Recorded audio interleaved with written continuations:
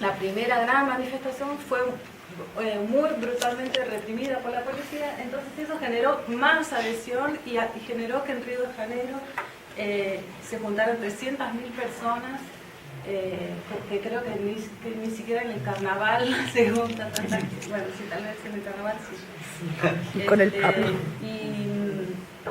Y generaba, y más, esto es una de las principales avenidas de Río de Janeiro, y está de punta a punta tomada de gente. Y bueno, y lo que empezó con esto del transporte, se fueron asomando otras cosas, como dije, la cuestión de la copa muy fuertemente, del gasto público que estaba siendo invertido en eso, pero justo coincidió con algunas otras propuestas que había, sobre todo propuestas de enmiendas en la Constitución o proyectos de ley que hubieran pasado de alguna forma muy fácilmente, hubieran sido aprobadas, pero justo tuvieron fue una coincidencia que justo explotaron estas manifestaciones y que no hubo posibilidad de que fueran aprobadas. Entre esas dos propuestas, una se conoce como la jura gay, que fue, pues, todo el mundo sabe, fue una propuesta de ley, de que los psicólogos puedan tratar a las personas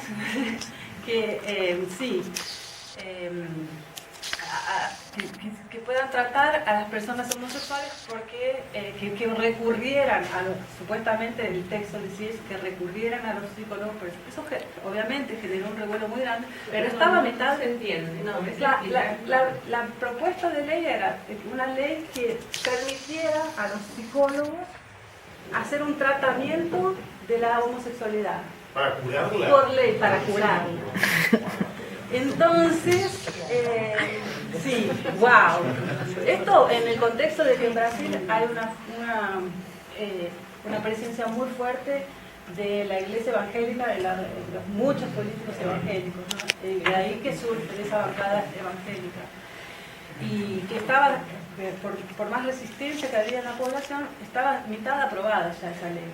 Y después de esto fue inviable aprobarlo, o sea, no consiguió pasar. Y la segunda propuesta, que fue muy fuerte también, era una propuesta que le quitaba el poder al Ministerio Público de investigar cualquier caso de corrupción y se lo dejaba en las manos de la policía, que se conoció como PEC 37, Propuesta de Enmienda Constitucional 37.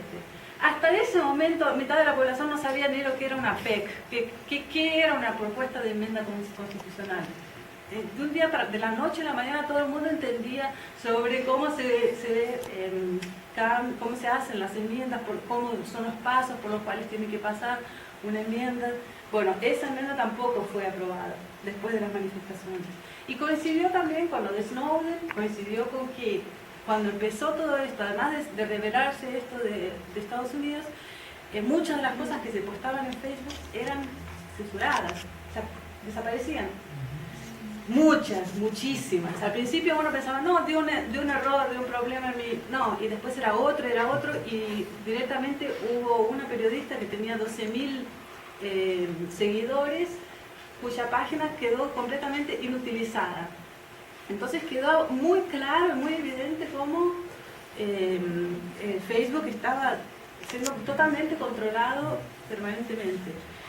Bueno, y coincidió justo también con el mes de la Copa de las Confederaciones, con lo cual había un clima muy, muy fuerte, muy, muy caliente, ¿no? Y bueno, esto es Brasilia, que es una imagen muy fuerte, ¿no? Porque es el Planalto tomado de personas, adentro prácticamente, ¿no? Y cuando uno ve estas imágenes, ¿no? De estas multitudes, era muy fuerte. En esos días todo pasaba de un día para el otro, ¿no? Todo pasaba en la misma semana. Era muy fuerte recordar que todo había comenzado con un movimiento que se llama Movimiento Pase Libre, que es un movimiento que propone que el transporte público sea gratuito y que no es ningún delirio esa propuesta, porque ellos tienen una justificativa muy bien montada sobre cómo se puede hacer esto. No es simplemente queremos que sea gratis, sino cómo los impuestos pueden estar direccionados para eso. etcétera. Pero ese movimiento que existe desde el 2007 y que ya había organizado un montón de marchas, generó estas marchas, ¿no? Y entonces cuando al principio los gobernadores, sobre todo los de Río y de San Pablo, que fueron los primeros primero dijeron que era un absurdo, que los estudiantes pueden reclamar si quieren, pero después cuando se dieron cuenta que la cosa era más seria, lo llamaron y dijeron, bueno, vamos a recibir a los líderes del movimiento. En Río de Janeiro, él dijo, Páez anunció públicamente que iba a recibir a los líderes y nadie fue. Que me parece absolutamente simbólico, no hay líderes, somos todos. Entonces, si querés negociar, tenés que negociar con todo el mundo. Y lo que pasó en San Pablo es que los que estaban organizando ese movimiento, cuando Haddad los llamó para negociar, dijeron, sí, vamos, está bien, pero primero van a bajar las tarifas.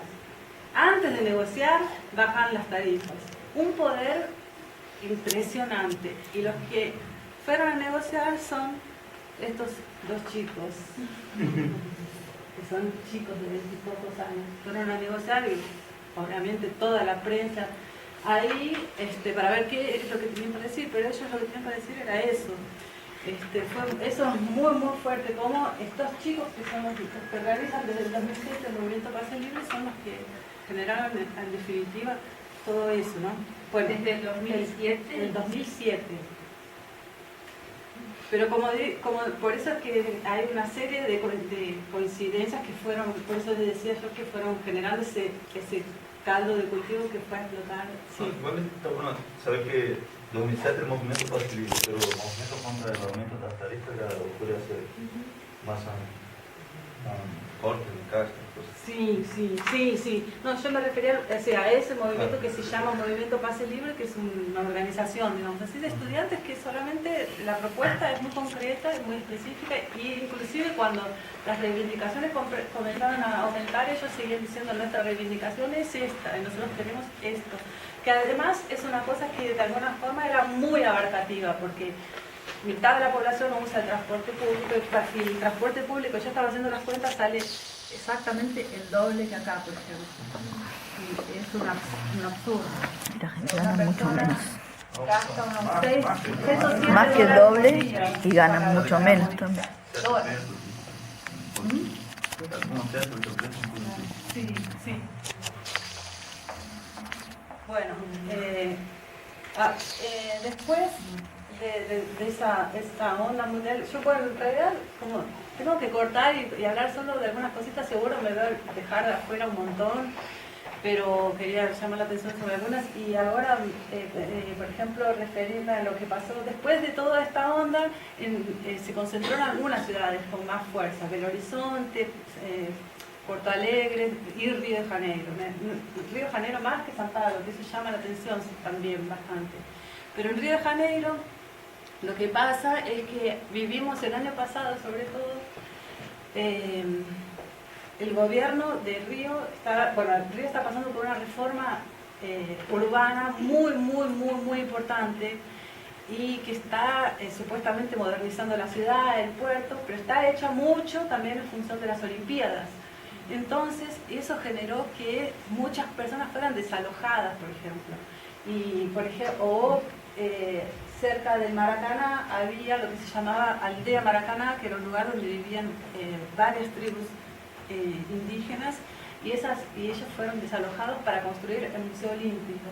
Entonces, eso, el malestar que eso generó fue muy dirigido a Cabral, al gobernador del estado de Río de Janeiro. Y esta foto, que me parece muy simbólica, porque esto es Leblon, que es el barrio más, para quien no sabe, el barrio más chic, más caro de Río de Janeiro, y por tanto casi dice que es uno de los metros cuadrados más caros del mundo, que es donde vive Cabral, y esto es en la puerta de la casa de él.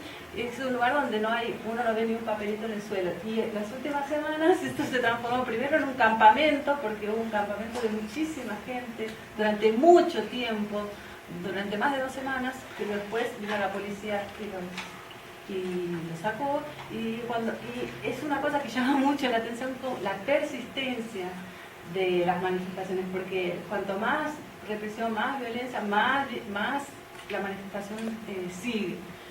Y esto fue después, inclusive, de ese campamento, cuando uno ya pensaba, bueno, hay 15, 20 personas acampando ahí, ya está. Y no, esto vino después y hubieron varios actos en la puerta de la casa de Cabral, todos muy violentamente reprimidos por la policía. Y uno de los, bueno, el último fue ayer, después voy a hablar de eso, pero esto fue uno de los últimos. Estos son muñecos, y muchísima gente, y la gente de Leblon, los vecinos de Leblon, apoyando absolutamente a los manifestantes, que, bueno, es también bastante fuerte. Durante el campamento, los vecinos de ese barrio llevándoles comida y ellos mismos pidiendo que el gobernador salga. El gobernador vive a unos 10 kilómetros, tal vez menos, de donde trabaja, y se mueve en helicóptero, un helicóptero de la gobernación, por supuesto. Entonces, este tipo de cosas empezaron a saberse justo en este momento. Antes ni siquiera o se sabían, pero nadie, digamos, no eran públicas, la gente no sabía de esto. Y entonces, por ejemplo, cuando a partir de que todo esto pasó, él no pudo usar más el helicóptero, digamos, porque ya era una de las cosas. Sí. Bueno, esto sigue siendo Leblon. Esto es una pequeña instalación que hicieron en la esquina de la casa de la Paz. Y esto es una foto de, bueno, entre los saqueos, era muy impresionante, porque se rompían vidrieras, se rompían bancos, pero muy direccionados, como no sé si se dice en castellano, pero no era cualquier negocio. Este negocio que fue muy famoso, que se llama Toulon, que es una marca de ropa, que ya se sabía que era un negocio que se basaba en la explotación de sus trabajadores. Entonces, solo se rompían las vidrieras de Itaú, que es uno de los patrocinadores de la Copa, o sea, todo muy pensado, no era salir rompiendo. Y entonces sacaron los maniquíes, donaron toda la ropa del negocio a la gente que vive en la calle. Y ahora, por ejemplo, cuando vino el Papa, hicieron la misa del séptimo día de estos maniquís, y se hizo muy famoso este negocio, porque después que pasó esto, al día siguiente salió el dueño de este negocio, que es una cadena inmensa, llorando en la televisión porque habían roto la vidriera y le habían robado la mercadería, y eso tuvo una repercusión política mucho mayor que unas cosas muy terribles que pasaron. Por ejemplo, un poco antes de esto hubo una de las manifestaciones en la favela en la que hubo 9 muertos, no sé, entre 9 y 12, no estaba muy claro, muertos por la policía, que no tuvo la repercusión política que tuvo esta vidriera rota. Entonces, por eso mismo es lo que estoy diciendo, más bronca, y más, ahora Toulon es más algo de, ¿cómo se blanco de las manifestaciones. Y bueno, y una cosa que es esto por lo menos en Río, que es la realidad, que yo vivo más cerca, pero no sé cómo pasa en otras ciudades, pero algunas cosas curiosas. Por ejemplo, dentro de este confronto y la violencia que hay siempre médicos actuando ahí, ¿cómo se dice?, voluntariamente, y la orden de abogados también siempre tiene abogados ahí que están en el momento, y están en la manifestación, y están mediando entre la policía y los manifestantes, siempre celando, ¿no?, porque los derechos de los manifestantes sean protegidos, y están prácticamente en guardia, los abogados, y por voluntad propia, ¿no? Eso me parece que es una cosa bastante interesante.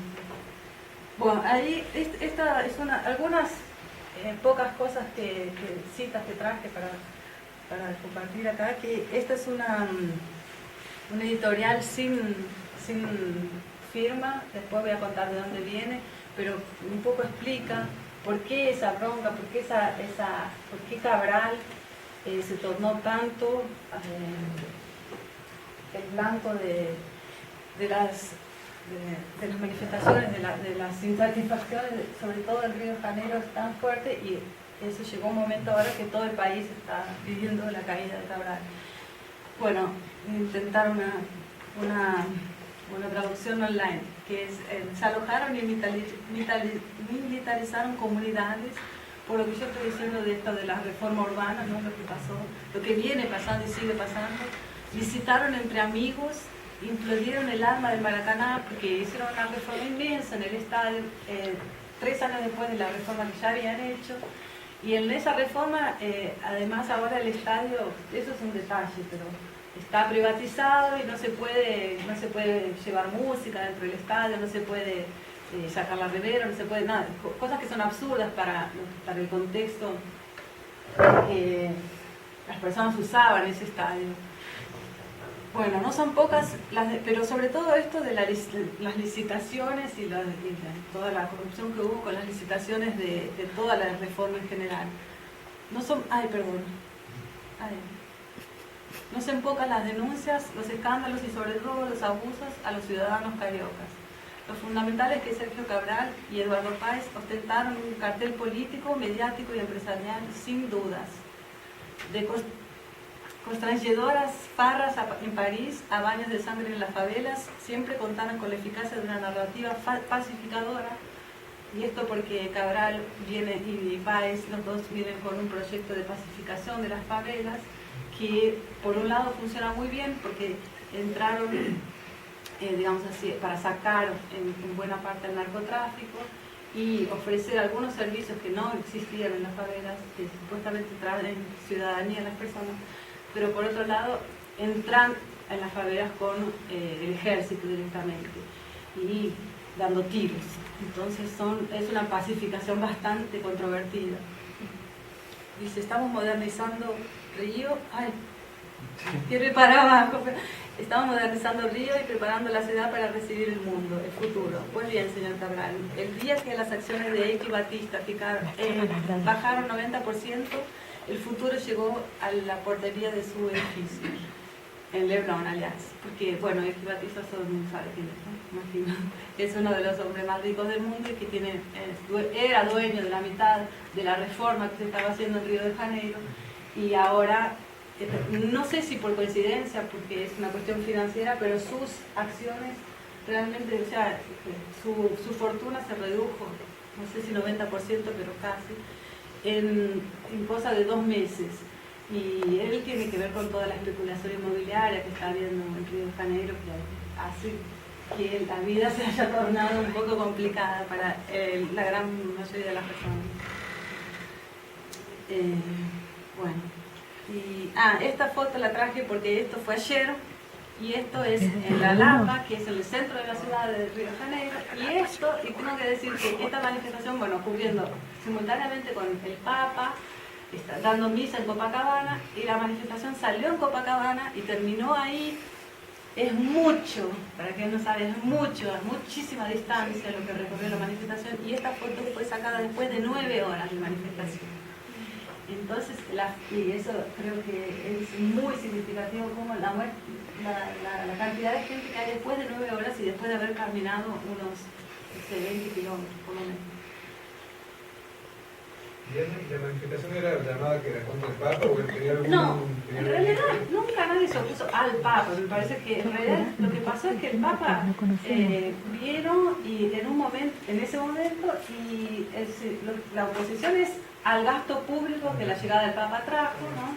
Y a esta cosa que en realidad se suma a la cosa del pan y circo, que es la Copa del Mundo, traer al Papa, las Olimpiadas, y que la gente ya no se la come más, y que es muy impresionante que las manifestaciones multitudinarias diciendo no va a haber copa en Brasil, donde eso siempre fue, digamos así, el opio más fuerte, ¿no?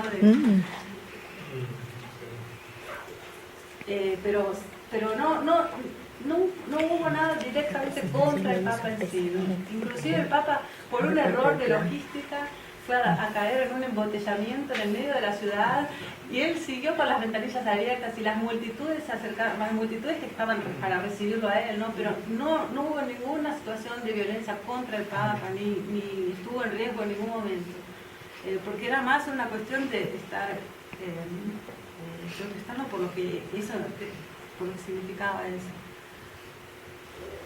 Bueno, y esto, hablando un poco de lo que, después de las manifestaciones, ¿no? Es una cosa que impresiona mucho. Acá hay poca gente, pero esto es una asamblea popular. Y esto empezó a pasar en todos los barrios. Esto es en Belo Horizonte, pero empezó a pasar en todas las ciudades y en cada ciudad varias al mismo tiempo. Y es una cosa muy espontánea y discutiendo pautas, porque bueno, ya pasó esa cosa de la manifestación más difusa y tal, bueno, entonces ahora ¿qué queremos? ¿No? Y entre cosas, bueno, ahora voy a hablar de algunas de las conquistas, pero me parecía interesante mostrar esto de cómo la gente espontáneamente con un micrófono en cualquier plaza y en cualquier lugar, y esto pues, es algo que uno ve en el paisaje urbano ahora, permanentemente, ¿no? Esto fue en varias ciudades, tomaron las cámaras de concejales.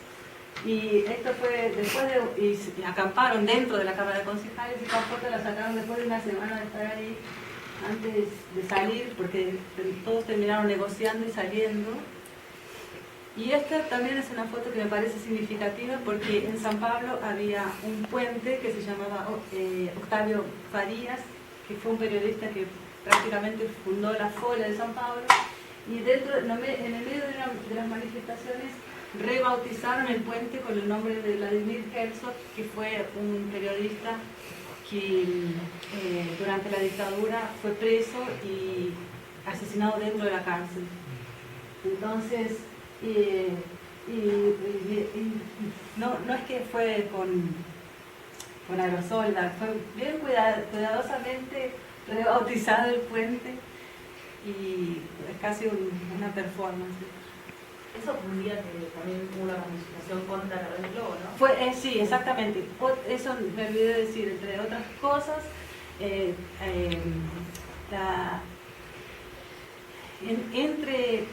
creo que tanto las cuestiones políticas como la cuestión de los medios y sobre todo de la Red Globo, que la Red Globo terminó siendo más centro que otras grandes corporaciones, pero sobre todo la Red Globo entró en un descrédito así también de la noche a la mañana, porque además por su trayectoria conocida, pero también por lo que ellos mismos durante las manifestaciones estaban transmitiendo, y eso en realidad después lo voy a mostrar cómo había otras formas de información y otras formas de transmisión que estaban aconteciendo simultáneamente, que estaban desmintiendo permanentemente lo que la Globo estaba mostrando. Entonces, sí, esto es en ese contexto que... Visitas a 250.000 en Brasil, fue un éxito. Esta es otra instalación que hicieron, que distribuyeron creo que 300 o 500 pelotas de fútbol en la explanada del canal de Brasil. Bueno, y de la tomada ¿de la? Sí, ya la pasé al principio. Sí. Bueno, y antes de seguir mostrando algunas otras cositas que me parecían más creativas, una breve reflexión sobre lo que me parece que son algunas de las conquistas de todo esto que está pasando. Bueno, la primera fue muy rápida, ¿no? Y el aumento tuvo que volver atrás. Eso fue instantáneo, como dije, no había ninguna negociación posible si eso no... pero lo más importante que pasó es que, sobre la cuestión del transporte, es que se consiguió, y se consiguió con bastante lucha, que no fue solo en la manifestación, que fue sobre todo en las redes sociales, se consiguió protocolar un inquérito para investigar cómo es que funcionan estas empresas, cómo es que son los contratos, cuánto es el margen de lucro, porque en todo este tiempo ni empresario ni político salía a mostrar las cuentas y a justificar por qué el precio del transporte. Nadie. Entonces era obvio que había una caja negra ahí Y ahora esa caja negra, no sabemos, bueno, esperamos que va a ser abierta, pero por lo menos hay en la Cámara de Concejales ya el inquérito abierto, porque la gente se movilizó para que eso pase.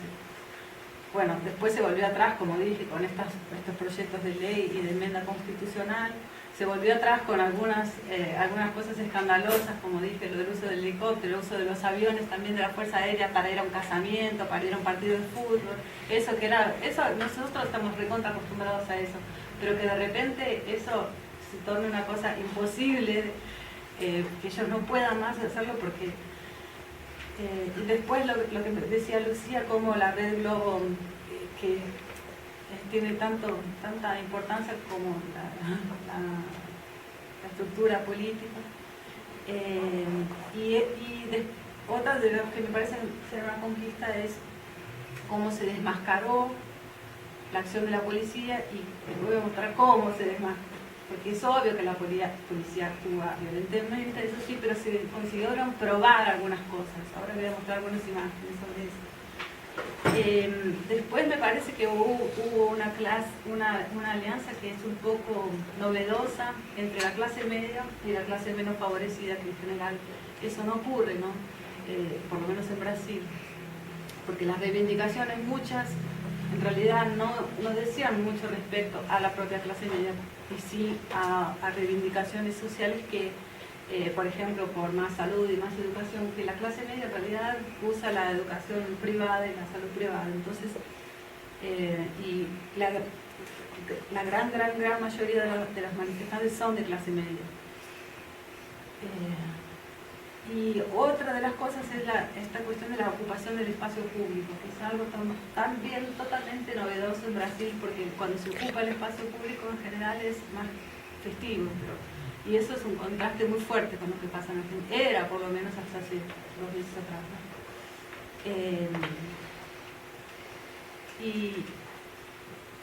Y la última de las conquistas, que es sobre la cual me quería enfocar un poco, es la creación de otro tipo de forma de comunicación, que eso es lo que me parece una de las cosas más interesantes, una de las consecuencias más importantes de todo esto, que es, bueno, antes de hablar de eso voy a mostrar algunas imágenes de lo que decía yo, que algunas en el medio, bueno, no medio do caminho tinha uma copa, no medio da copa chama-se um caminho. Bueno, voy a hacer una traducción para que... la policía en la ciudad usa balas de goma, borrachas, goma, y en las favelas usa balas de verdad. Por eso es que solo hubo muertos cuando la policía fue a las favelas. Es una cosa muy fuerte. Entonces, borracha también quiere decir goma de borrar. Y por eso, bueno, acá también sería esa misma ambigüedad. Entonces dice que las balas de goma no borran la verdad. Aquí no preciso de cura, preciso de respeto, haciendo referencia a la cura de él. Lo mismo, mi amor no precisa de cura, su preconcepto sí.